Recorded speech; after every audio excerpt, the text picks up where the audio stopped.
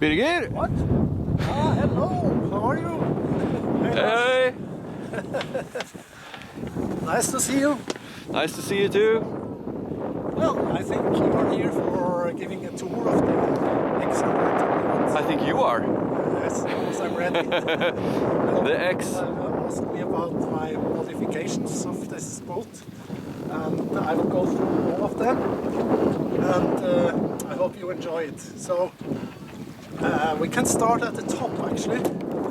If you look up, all the way up, you see those who know this boat, they see some change. I'll zoom in here. There's jumpers, we call it, or strutstag in Norwegian. I added those to make the top more stable and solid, and to add more power to the backstay. When I pull the backstay now, the mast will bend further down. Almost half of the top sail will be flattened. It also pulls the forestay more than without it, only on the backstay. So a reason why I did this was because of the very famous running backstays, which are always a headache. So let's go on board and show what I have done to those. Yes.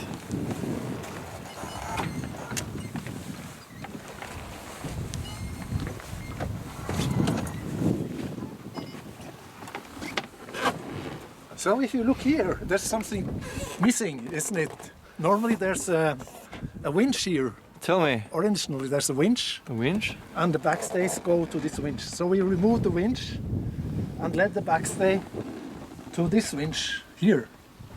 Why? It's because this position is much easier to handle the backstays than trying to come back here and being in the way of the guy who is steering the boat.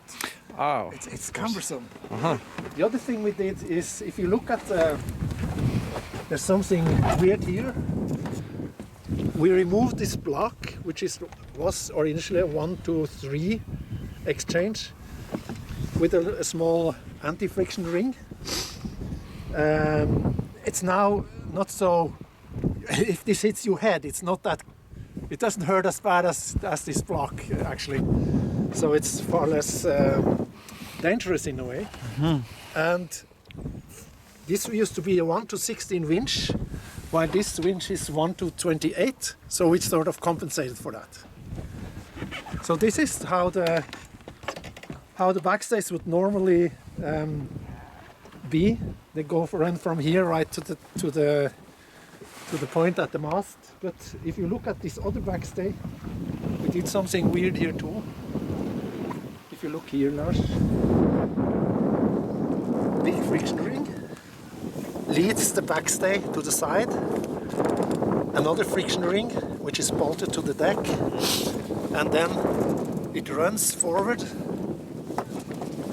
Here's the same friction ring I showed you just before. It runs through this very expensive, nice hook and up. So I lead this backstays to the side of the boat. I can adjust it how far aft or forward I want it. Mm-hmm. And it still supports the mast if I tighten it. But it's out of the way. If I go downwind, of course the sail will hit those backstays.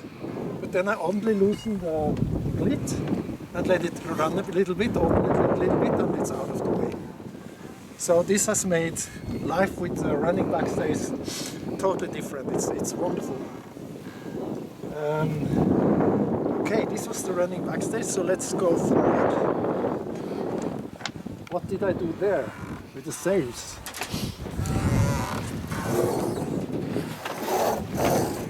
Well, first of all, I added roller furling, like this Faknor roller furling, which I think several of the x-102 boats do have it. Just take a picture of that. It's pretty normal. And then the sail is a Elfström fat furl sail with steel. I don't remember what it's called. Vertical. I would go spiles, but it's not. Yeah, I don't remember what they're called. They're vertical long, so they can roll in. Very nice sail, very efficient. And then it's a small jib because look at this. This is not found on original on X-102. So why would I like to have a self-tacking jib? If you take a little picture around here, you can see the answer. Look at all those hard rocks. And sailing short-handed or being able to tack very quickly is quite nice in this very narrow archipelago. After I got this, I went places I didn't want to go before because you can easily tack and up a channel against the wind. It's wonderful. I love sailing upwind, and this made it even more lovable. So then, what about very low winds? I sort of kill the boat if I don't have a big Genoa. So, ta-ta, look here, we have a secret here. What is this? Up comes.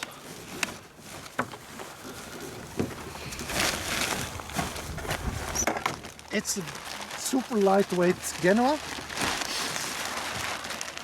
And then you wonder, how do I hoist this Genoa with a roller furling on? Not possible, you would say, but I run it free flying. I just hoist it and it flies freely without being attached to the forestay. I think I lose a little bit of height, a few degrees and maybe some speed, I'm not sure. I haven't been able to measure it. But I actually was sailing a few regattas with this setup, and I don't know how well it worked compared with the conventional way of doing it, but it's been very nice. I use this up to 10 knots, 12 knots maximum, because this textile is very thin.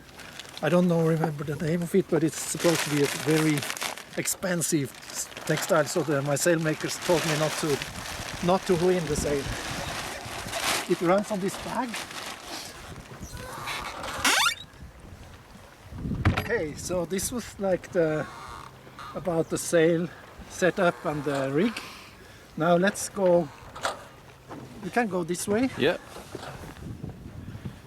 Here I have some additions. We are now starting to talk about safety and comfort. This step for an old guy, Love it. very comfortable.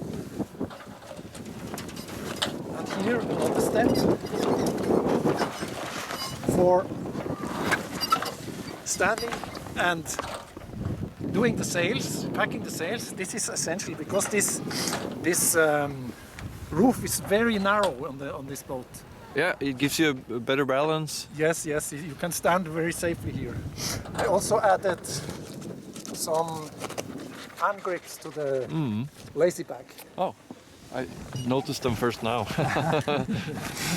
And this is also, of course, in bad weather, you go forward, you have a hand grip. So I love this. I don't regret it a second. Now a little bit back again.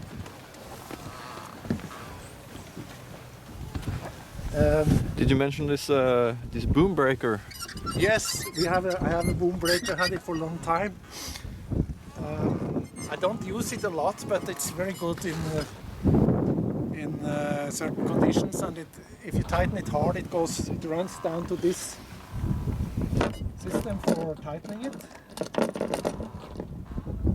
and it works as a preventer actually when you tighten it very hardly.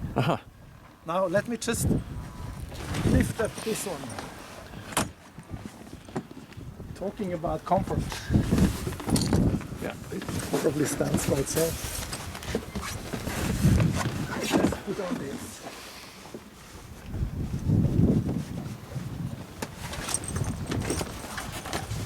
Very comfy spray hood.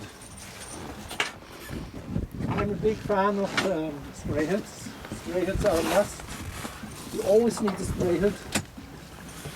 Sometimes, if it gets too hot, I use it in the regattas too, so the crew doesn't get sour. Comfort. Now you can also take a picture of the gates, which you maybe also already noticed. How to get on board of the ship, the boat. I added those gates, and I don't regret a second. It's fantastic to move around the boat and get in and out of it. I wouldn't live without those gates ever more. I used to think of it as some kind of lame cruising feature, but if you have experienced it, you will never be without it. Can we go inside and look? Yes, just a moment. I will just show a few more comfort things here. We have these chairs, and we have this little ladder here to get on board if needed. And here we have winch right. Winch right. Huh. Winch handle. So this is all about comfort. Then a few words about navigation. I have the chart plotter there.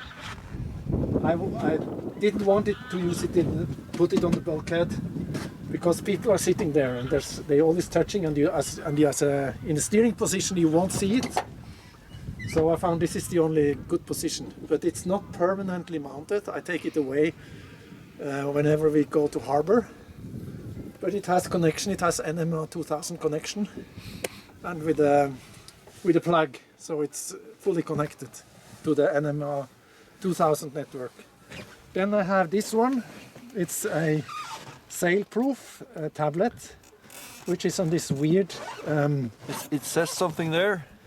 That's my initial. And the thing with this is, I wanted to have a secondary chart plotter very close to the steering position, because very often I felt I lost control by just sitting back here and look at this. There's no room for a bigger chart plotter there because it comes in conflict with the spray hood. So how to mount something here? I was thinking about all those different places, but finally had to invent this gadget here. So what does this do? When the boat heels, when it heels to starboard, it will turn like that. So I'm sitting here in the upwind position, and it follows you. Yes, it follows me. When I tack over there, it goes there. So this has been very nice. Then we have this telepilot. Works fine. So now, maybe inside, down, just talk more about small modifications and comfort.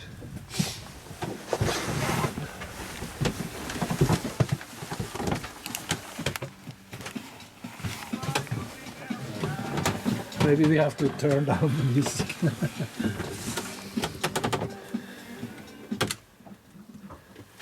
Okay. So you shortened this one. You mentioned Yes, you had yes. done something here. Everybody who has this at least MK1 x-102 knows how. This is a resilient this MK2 space or is. a This is MK1? MK1. MK1.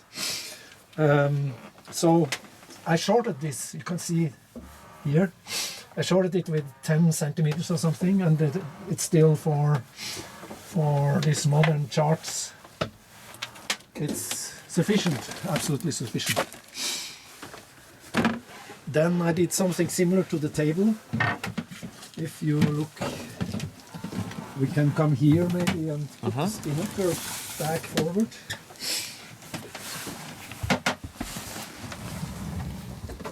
So I shortened this 15 centimeters so that people can move. If you sit here, several people, you are not locked in. So we can actually move out this way. All the way around. It's sufficient. Then. And this one lifts up, right? That's the Yes, you can same remove as. it for.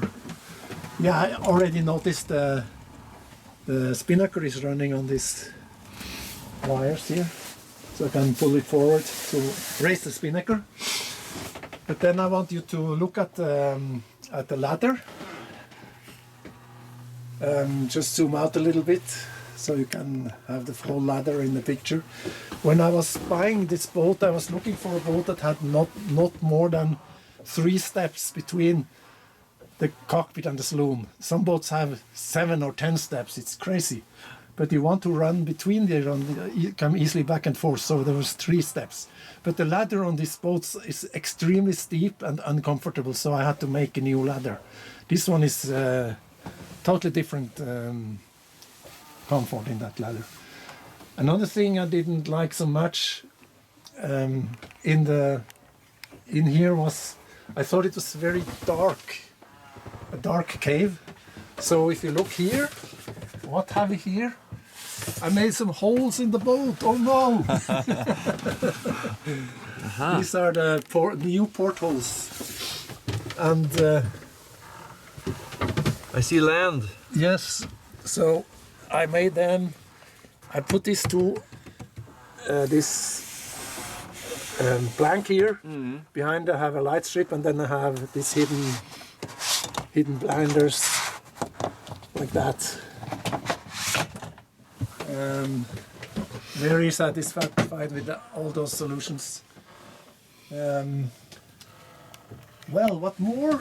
I added a heater and a compressor for the cooling box, and AIS system, and I think we have been around the boat, sort of. That's about what I have done with the boat. If I haven't forgotten something very important, that's it. So how would you say this boat distinguishes itself from most MK1, x-102? I think there's a lot of modifications on this boat, which you could think somehow could impact performance, but I'm not so concerned about it. We race once or twice the year with this boat. The other things are cruising around in the archipelago, or some trips to Sweden or something. Yeah. And we actually came second place in the Hollander race just a month ago. We're the 6th fastest boat of 90 boats, actually, if you correct the time with the ORC system. So you never know. This doesn't necessarily say something about the boat, but it at least says it's not totally off. You've done some upgrades here and there that in the whole sake makes the boat for you better.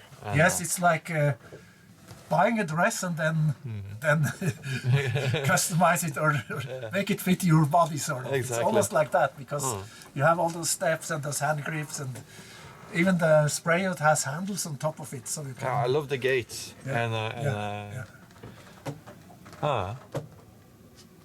Yes, so that's probably it.